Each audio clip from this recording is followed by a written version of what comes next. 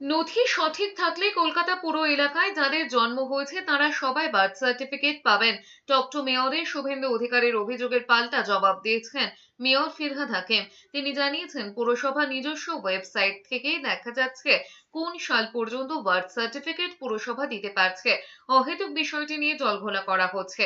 এর আগে শুভেন্দু অধিকারী অভিযোগ করেছিলেন, কলকাতা পুরসভা থেকে হঠাৎ করে বেআইনি ও অনৈতিকভাবে গণহারে বার্থ সার্টিফিকেট বিলি করা হচ্ছে। তিনি আরটিআই করেছিলেন বলেও জানিয়েছিলেন। রাজ্যের বিরোধী দলনেতা শুভেন্দু অধিকারীকে পাল্টা আক্রমণ করে ফিরহাদ হাকিম বলেছেন, কম্পিউটার খুলে একবার দেখে নিলেই সব স্পষ্ট হয়ে যাবে কোথায় কখন কতজনকে বার্থ সার্টিফিকেট দেওয়া হয়েছে। মেয়র ফিরহাদ হাকিম আরো জানিয়েছেন, এসআইআর এর কাজের জন্য প্রায় 250 কর্মী যুক্ত রয়েছেন, ফলে বিভিন্ন বিভাগে পুরো পরিষেবায় সমস্যা হচ্ছে। 3 জনের কাজ একজনকে করতে হচ্ছে।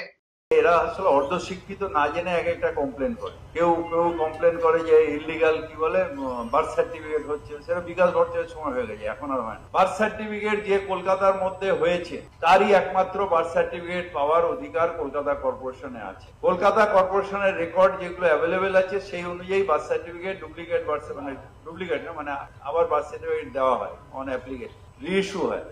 সুতরাং এখানে কোন রকম ধাঁধলি হয় না, কারণ পুরোটাই অনলাইনে, যে কেউ দেখতে পারে।